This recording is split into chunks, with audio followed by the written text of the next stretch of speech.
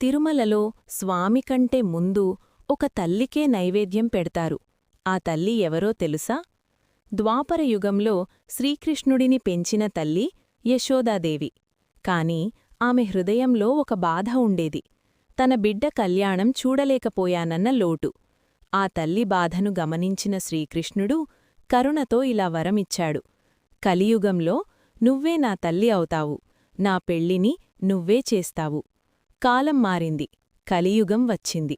శ్రీకృష్ణుడు శ్రీవేంకటేశ్వర స్వామిగా తిరుమలలో వెలిశాడు. యశోదాదేవి వకులామాతగా అవతరించింది. తిరుమల అరణ్యంలో నివసిస్తూ వెంకటేశ్వరుణ్ణి తన కన్నబిడ్డలా పెంచింది. ఆకలివేళ భోజనం, అలసిన వేళ ఆదరణ అంతా తల్లే. కాలక్రమంలో పద్మావతిదేవితో స్వామి కళ్యాణం జరిగింది. ఆ రోజు వకులామాత ఒక్క కోరిక అడిగింది. కళ్యాణ భోజనం నేనే వడ్డిస్తాను.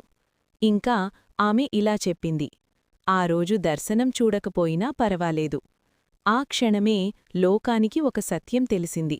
దేవుడికన్నా తల్లి త్యాగమే గొప్పది. అందుకే ఈరోజుకీ తిరుమలలో ముందుగా నైవేద్యం వకులామాతకే అర్పిస్తారు.